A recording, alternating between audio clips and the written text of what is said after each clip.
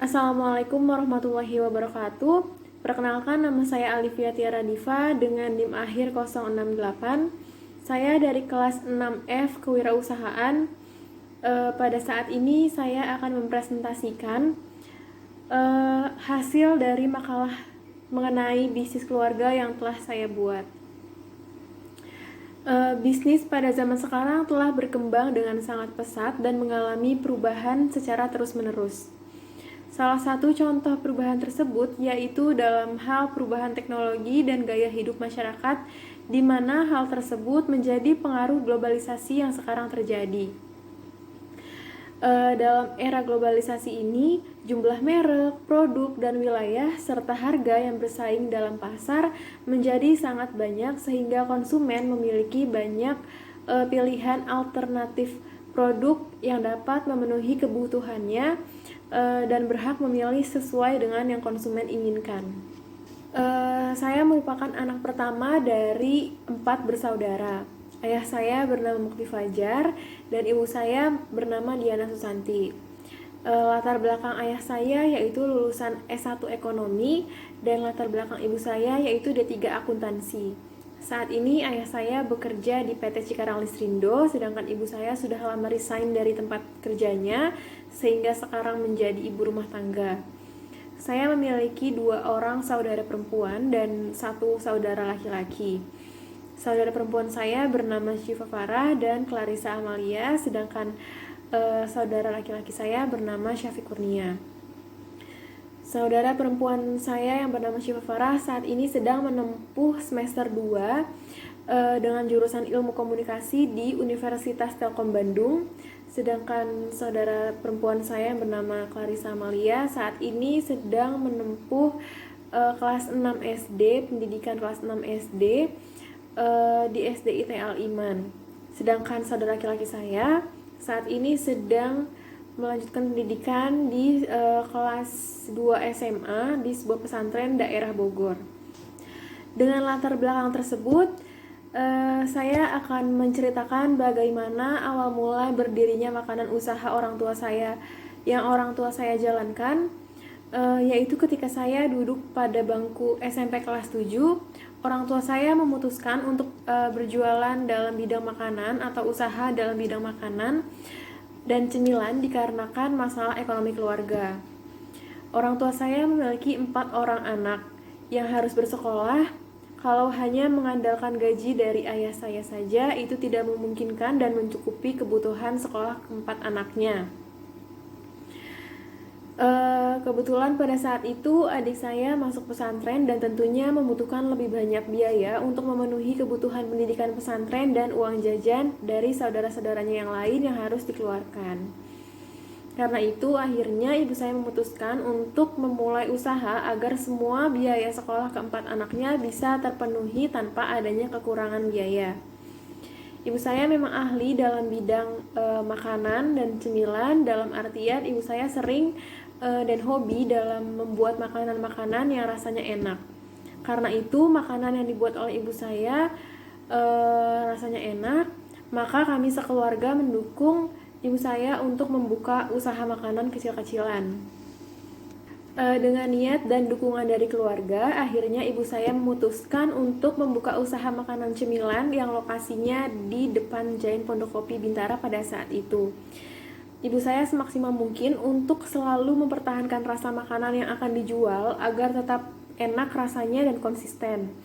Tidak perlu menunggu waktu lama setelah toko dibuka, pembeli ramai berdatangan dan banyak juga pelanggan-pelanggan yang kembali memesan dengan jumlah yang banyak. Setelah beberapa bulan menjalani bisnis tersebut dan tidak perlu menunggu waktu lama, alhamdulillah modal awal yang digunakan untuk membuka bisnis tersebut sudah bisa dikatakan untuk balik modal dan sudah terlihat hasilnya. Sedikit demi sedikit modal tersebut sudah ada untungnya dari usaha makanan ini. Akhirnya ibu saya memiliki ide agar dagangannya bisa lebih banyak lagi diketahui orang-orang dengan tidak hanya berjualan di toko saja, tetapi ke teman-teman kantor ayah saya, ke tetangga-tetangga, ke keluarga, dan masih banyak lagi. Ternyata banyak sekali yang minat dengan makanan cemilan yang buatan ibu saya. Setelah itu banyak sekali pesanan-pesanan yang tidak terduga dari teman-teman kantor ayah saya, dari keluarga, dari tetangga-tetangga yang lain. Nah, inilah titik di mana usaha ibu saya sudah menunjukkan adanya proses yang sangat bagus dari awal mula, dari awal dibuka bisnis tersebut hingga saat ini. Dagangan makanan cemilan yang dibuat oleh ibu saya ini beragam macamnya. Salah satunya seperti egg roll mayones, egg roll beef, egg roll mozzarella, dan masih banyak varian-varian rasa lainnya. Dengan berbagai macam varian rasa tersebut, banyak sekali pelanggan-pelanggan yang tertarik dengan cemilan makanan ibu saya yang ibu saya buat ini.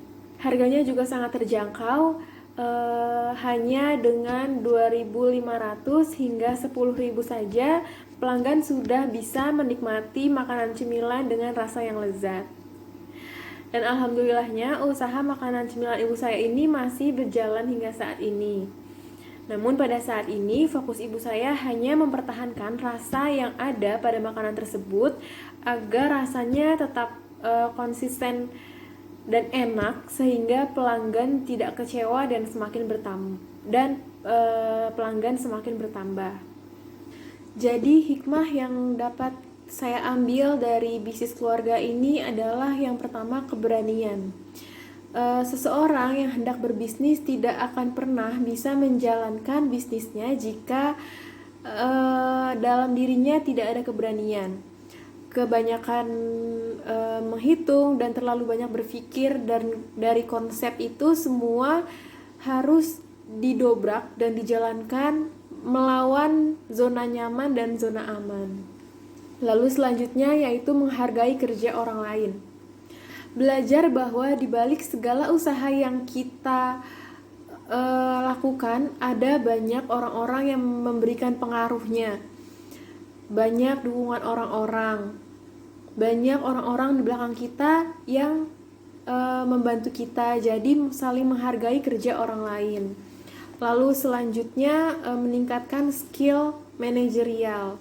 Walaupun masih menjalankan bisnis bersama keluarga, banyak juga pekerjaan-pekerjaan bisnis yang kadang harus konsen dan menyita waktu yang lama, yang akhirnya harus mengorbankan aktivitas istirahat atau refreshing untuk bisa memfokuskan bisnis.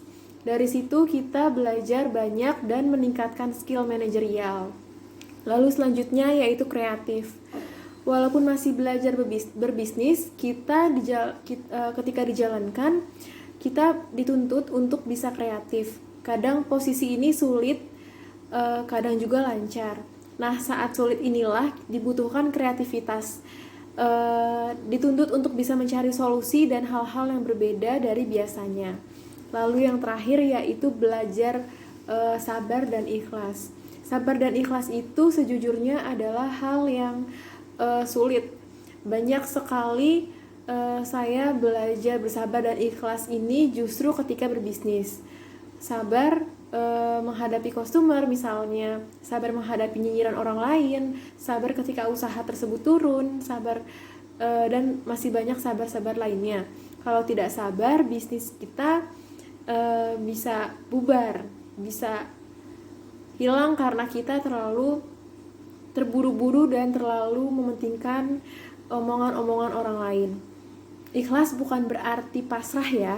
Maksudnya ikhlas adalah ketika masalah-masalah itu datang dan kita mau untuk menghadapinya dengan sabar. Kalau tidak ikhlas, pasti membawa emosi dan akan marah. Nah, dengan ikhlas, belajar lebih tenang dan menerima. Saat menerima masalah, disitulah kita akan lebih jernih dalam berpikir dan mengeluarkan ide permasalahan-permasalahan untuk memecahkan permasalahan dengan tepat. Demikian presentasi yang dapat saya sampaikan, semoga bermanfaat. Kurang lebihnya mohon maaf. Wabillahi taufiq wal hidayah. Wassalamualaikum warahmatullahi wabarakatuh.